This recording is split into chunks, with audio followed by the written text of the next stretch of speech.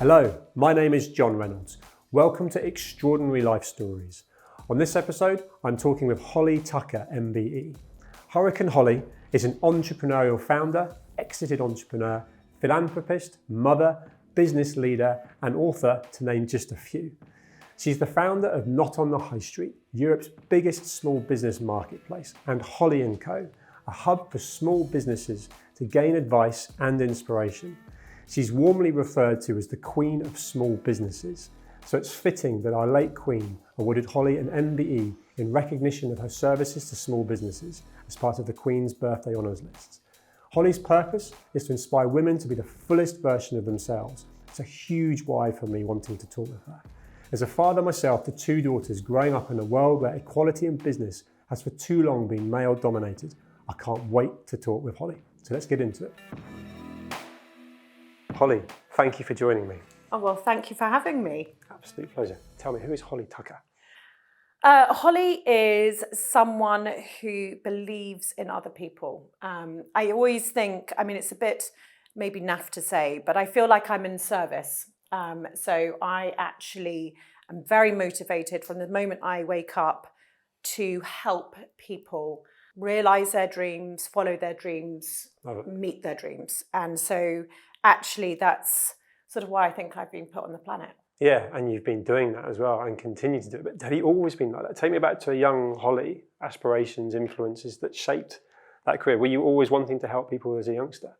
I think so. I am an emotional person. I was very, very empathetic when I was younger. I actually grew up in Holland. I went to an international school. And so sometimes I reflect on having not anyone from one country. Every single one of my friends was from a different country from a very, very young age. And so I had very multiple experiences of different cultures and people and the way that they were being brought up and how they would react and behave. And that just, I think, was a very significant time because I absorbed all of that. So I think one of my, what I think now is I'm actually very fascinated in people. And I think I wonder if that young Holly absorbed so many different people that I've sort of spent a lifetime thinking about different people, their personalities, and what might be blocking them from getting to where they want to get to. But I think it's all in hindsight, right? We can all talk about the sort of childhood. I do think there's a golden thread from, if I look back at people's childhoods to what they're doing today, I absolutely see that you can follow a golden thread. But I also think it is hindsight, every single step of the way on that golden thread, I think you become more of who you actually are. Yeah. I think today I'm turning 47 next week, and I actually think I'm more me than I can't believe that I am actually who I am today. It's quite an amazing thing, and I think we can get caught up with age and growing older and things. So I'm very excited actually about the prospect of my next years. You're really present with it. That whole appreciation of where you are, knowing your age, knowing where you're going, where you've been. How many people are not present in this kind of world? Human beings are so good at always thinking about the next thing, the goal, and not appreciating the moment. The other thing that actually almost scares me, what you just said, is how sociable you were growing up, how that sort of networking of meeting so many different people has shaped you. How many kids are basically scrolling on social media now, playing computer games and not out there doing that's actually then not going to shape them and build empathy. You can't build empathy if you're using AI. Yeah. I still put please can you into ChatGPT. Yeah. It's just my way. I couldn't imagine going, tell me this. So please can you tell us, thank you, maybe not the thank you, but do you know what I mean? So Absolutely. The world's changing, right? Absolutely. And I think, we are becoming more insular. Our children are every single day. I think about death a lot. So I think about death every single day. And actually that has empowered me. It started when I turned 40. I'm going to turn 47. So for the last 7 years, death has become my friend. When I was younger, I was so in love with life and I am a full person that I used to be very, very scared of it. And now actually I use it very much as a superpower. So every single day I wake up knowing the extraordinary day I've got ahead of me. It is, again, a little bit corny, but tomorrow you could not have it. What is the universe going to provide to me today? And I actually bring a lot of that spirituality actually into my daily life, and it has helped me enormously get to this next point in my career. And I actually think even this week I know what's happening. There's forces around me at work at the moment. I love that. And actually at the heart of all of this is purpose. Yes. Yeah, you can tell, Yes. you've already said, when I asked you who's Holly Tucker, you might as well have said I'm someone with purpose. Yeah. The fact that that's helping people, and we're going to come to that, because that whole link of entrepreneurial side of things and business and what you've done there, but it's in everything you do. You just mentioned spirituality and so on. How important is it to have a purpose? I mean, I think for getting business, I do think, as I said, on my 40th birthday, I worked out I had 29,000 days on this planet, because I like efficiency. So I sort of worked it out in a scrap of piece of paper, and actually I only had 14,000 days left.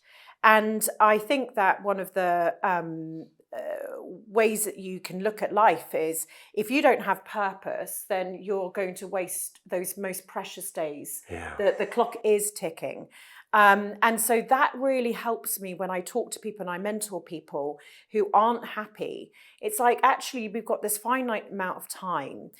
You were put on this planet for a reason.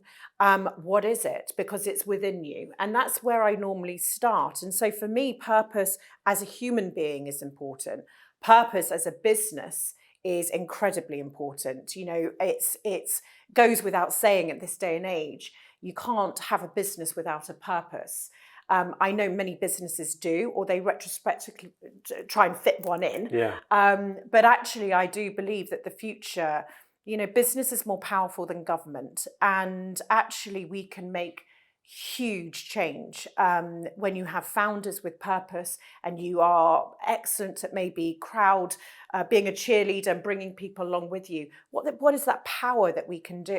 We can harness. And so, actually, purpose is it might as well be my middle name. Yeah, slightly. No, you exude it, and I love that. And I think people I've spoken to in context of knowing I was going to be talking with you today, that sort of almost flip it back and say, "Oh, the queen of small businesses, the champion of," which is a cool thing to be known for, and it's rippling through that. Business is not easy, and I think a number of people probably set up a business to try and make money without almost prioritising the purpose first. I've been guilty of that. And then if they've got the purpose, it's then how do they have support, which kind of really brings us to the fact that you want to help those people, that mentoring, networking, and actually having business support that can help these people flourish. Because for me, I'd love to know from your point of view as well, so many people are in a job they hate. They're not potentially brave enough to make that decision to become an entrepreneur. I want to relate that to you, that moment where you actually became an entrepreneur, the kind of risk reward element that you went through, and how that can encourage other people to do that and actually kind of go take control of my own destiny. A lot of people can't become an entrepreneur as well, because that's one of the things you've got, especially later on in life. You have a lot of responsibilities. You don't feel that you can flip your life, actually. Yeah, sure. We talked about pivoting in COVID, didn't we? And a lot of people I call, the COVID babies, business babies. I've seen a lot of them, and it's been amazing. I also think you can become a entrepreneur by accident. Really, so many people I know, it's all about a consumer seeing an issue within an industry, within a task, within their lives, and thinking that actually I think I can solve that one thing to make it better. And somehow that generates into becoming a business. Yeah. And so for myself, it wasn't a one thing. It wasn't, there's a gap in the market. No small businesses are online.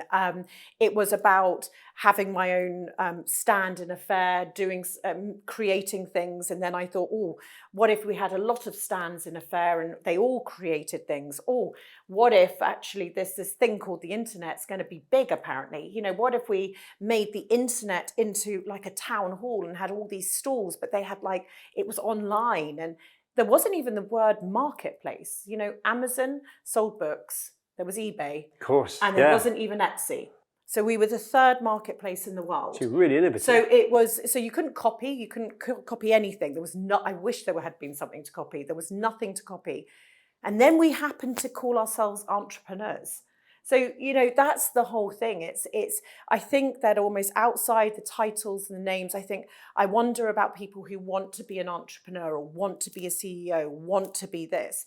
I think the best people are sort of find themselves accidentally in that situation because they're not chasing the money. They're chasing solving a situation, helping a group of people. And actually, the best entrepreneurs I know have no real interest in money. So in context of entrepreneurs needing help and the fact that Not on the High Street went on to be a phenomenal success, you're an exited entrepreneur, so congratulations, because there's a whole conversation there of how hard that can be. It is. But you're going again. Mm-hmm. You're Holly & Co. Yes. And the whole ethos there is to help and support. Yes. So, hence the Queen of Small Businesses. Tell me the journey you had where, quite simply, you could be sat on a beach with a cocktail right now and not talking to me. Yeah. But you've come back in, you've taken the risks that are inherent with business, and yet you seem totally fulfilled, full of purpose and bright-eyed. Tell me that sort of journey and tell me what Holly & Co is doing. Well, I said to my husband, never again. And then I had to persuade him over a couple of glasses of wine that it was going to happen again. And actually, I think when you are born, as I said, my life's work is this is my purpose in life. And so how can I do a really good job of that? And that is, I believe, through the vehicle of business. And so actually, after Not on the High Street, I really realized that I had a bird's eye view that nobody else had on the planet. And with that knowledge, I always say you can't unknow what you know. Yeah. So with that knowledge, was I going to sit and do what? I don't believe in retirement for a second. Did you have that moment? No, not at all. No. Did you have a moment where you got bored? No, day later. No. Brilliant. Absolutely, day later. I don't believe in retirement. I don't think it's not good for you, not if you have a purpose. Iris Apfel, who's just passed 102 years old, was still working. That will be me. So I think that actually that was just written, that was going to happen. And now what it's about is I'm going to be celebrating 20 years doing this this year.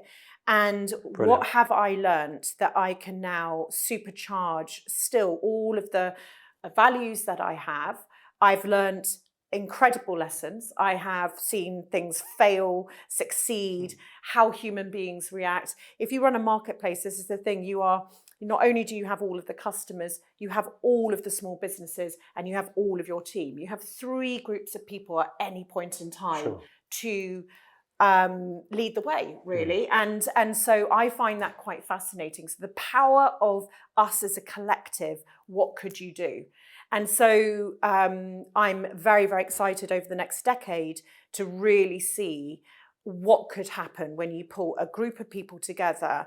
And yes, of course, there's going to be shopping. And yes, of course, there's going to be amazing gift giving and thoughtful homes and all those things. But actually, I feel that actually just great product is a love language of a group of women who have values, who want to save the independent high street, who want our children to be entrepreneurs. And actually we just have a common, as I said, love language, which is great product. And there's so much sense of ambition and desire at turning 47, which is that purpose again. Yeah. You've been awarded an MBE. You're an exited entrepreneur. I want to know what your greatest achievement is sitting here. I think I was thinking about this. My greatest achievement is this morning when I woke up and I was giddy with excitement to get out of bed. That's awesome. I am blessed. I mean, I can't say that for a lot of people I know. It was like Christmas morning as a child this morning. And I am pretty shattered at the moment. I've got some projects on that are working me tough. But I jumped out of bed. But just because of this interview? I thought this is it. My career is made. Absolutely. Come on. But is that not the greatest gift that today was doing what you want? Yeah, absolutely. And it does sound cliched, but I think if every single day I can literally say this is one of my best days. I don't know what's going to happen. Love it. I know that something fascinating will happen. I will meet someone who will do something, and something, I can't predict. And as entrepreneurs, I don't think it's potentially why we're great, is that actually if every single day was the same and I was, counting beans and whatever it is, that's great for other people. But for myself, it's about building. And so today I know that, it's an extraordinary day that I couldn't have even planned yesterday. And tomorrow I will action what's come out of today. And so I'm blessed. You're in control of your own destiny. You're not in that routine that means that you know exactly what you're doing tomorrow, Yes. the next day, Waiting for which the would terrify weekend. me. And I think one of the things I've learned from talking to you now and other people I've been talking to on this program is that whole, it's not about time, it's about experiences. And I couldn't have that in a employed role, if you like. It would drive me mad. I've been looking forward to today. I've got a totally different day tomorrow. Yes. In context of sitting here, and you mentioned, you bounced out of bed this morning. A lot of people that are successful in business swear by getting up at 4:30 in the morning and meditating and then going for a run and reading a book by 8 o'clock and win the morning, win the day. Where do you sit with that? Well, I didn't even know anything about that sort of thing until COVID. I didn't even understand working from home.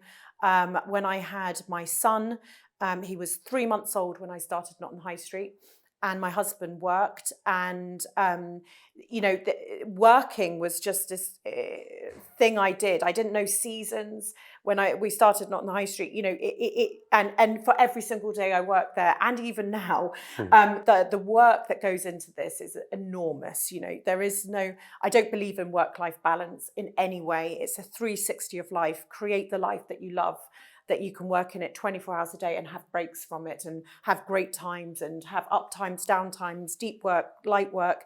And that's how I live. So it was only just during COVID that I was at home and I thought, my gosh, I could go for a walk. There's seasons. And so it started a new journey for me, for sure. So now walking, breath work, exercise. I'd never exercised in my life. And now I'm a keen exerciser and train and do all of these sorts of things. And I've noticed the complete change there. So I've started, as women, I have to say, it is very, very difficult to put yourself first. If you have a business and you have a family, you're CEO of a business and CEO of a household, there is a hell of a lot of invisible labour going on. Yeah. So it's actually near invisible impossible. Labour, love that. Near impossible to put yourself first. But if you can, and my son is now 19, it was quite as launching Holly & Co, he literally left for uni. As I started Not on the High Street, he was born. So it has been an incredible journey. But now putting myself first a little bit, actually understanding that my battery can be charged, what I can do, has enormously empowered. I call them my non-negotiables. There's about 3 or 4 things every day, non-negotiable, that makes Holly more empowered, makes Holly more of a Holly Hurricane, which is my nickname. I got that from Mark, who kindly introduced us. Yeah, I do an intro before this, and that's very much how I'm going to refer to you. And actually, what I love is that by having that time to spend on yourself, you can clearly see that even though you are driven and motivated and have the purpose, the physical side of things and the fresh air and the walks, which is really important to me as well, it's so good for your mental health. And I think there's a moment now in time that's been needed for generations where mental health's been talked about a lot more. A lot more people are talking. Men are talking to men, and we're talking about it in podcasts.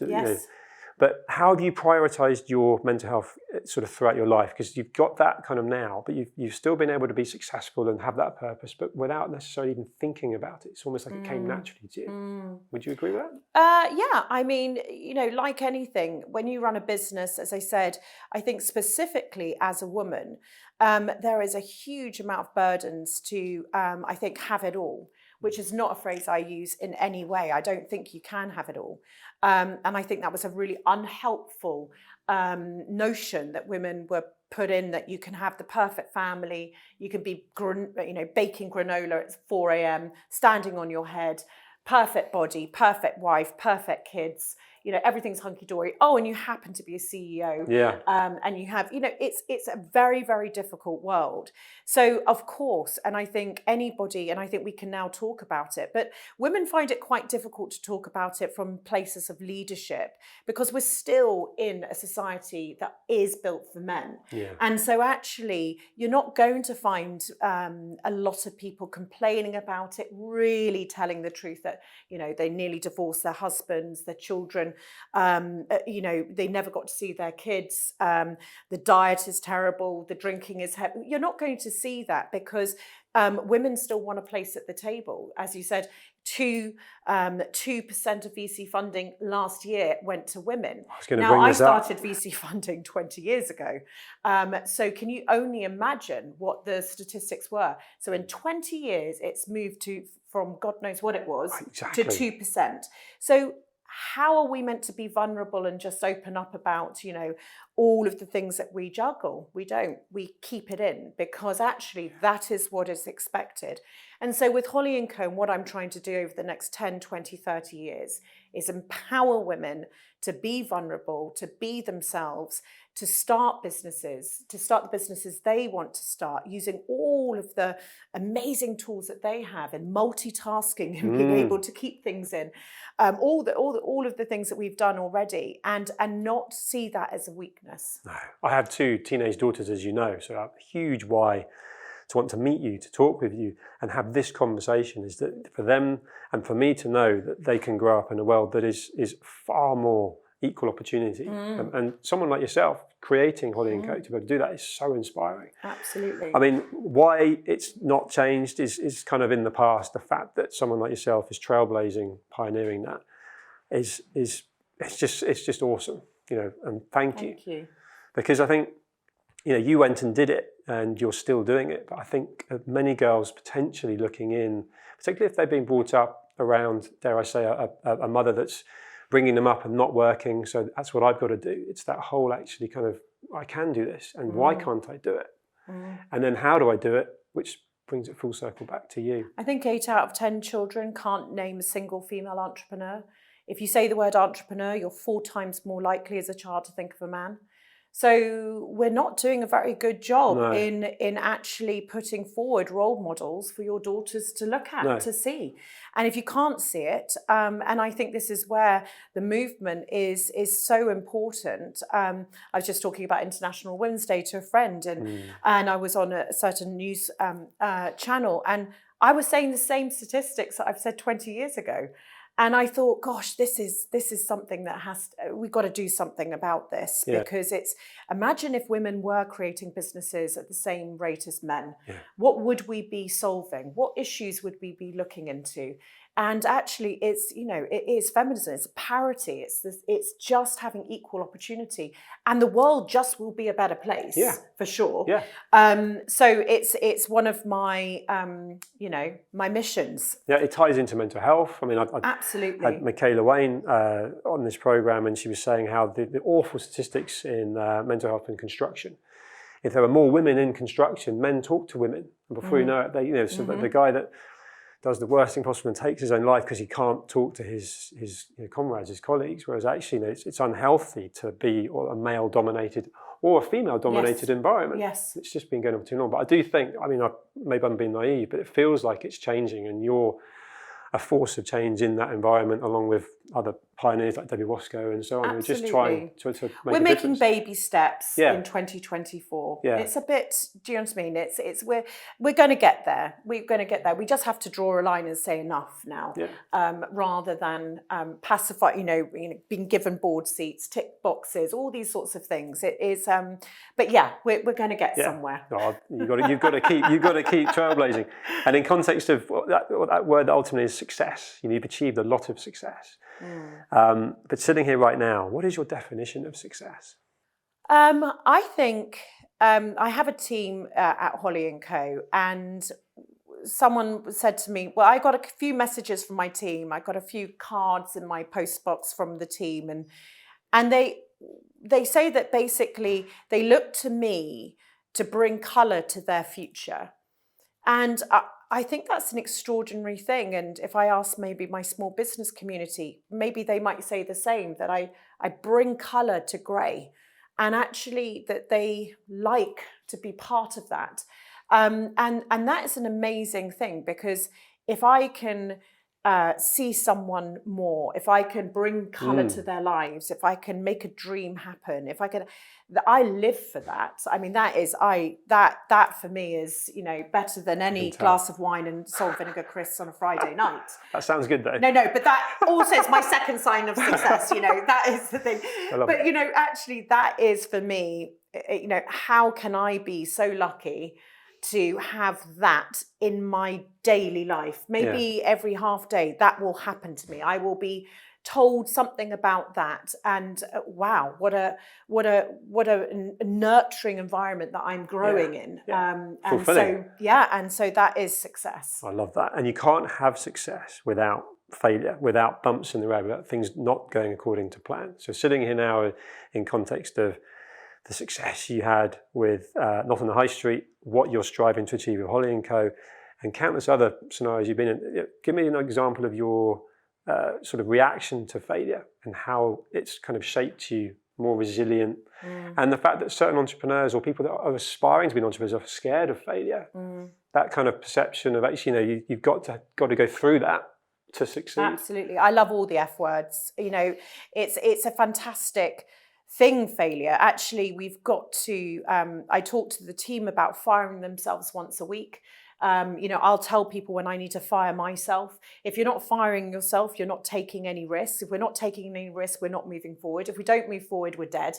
So for me, failure is a fantastic thing. And I'm trying to make sure that anyone around me understands that.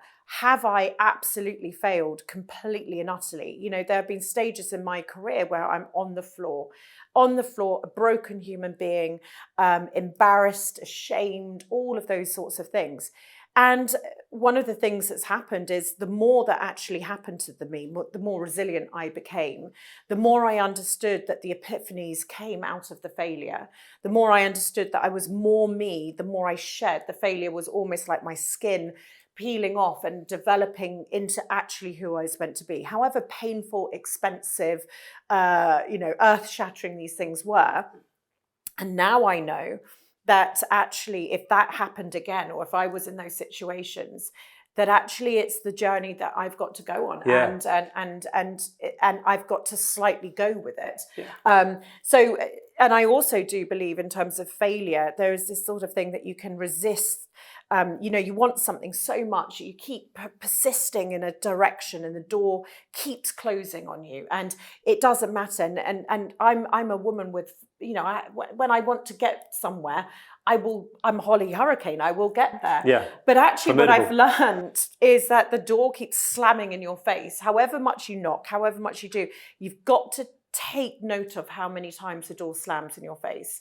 And then suddenly a door opens and you walk through, and suddenly you then go to the next door, you go through, and the next door opens. And that is absolutely what I've seen in 20 years. Yeah.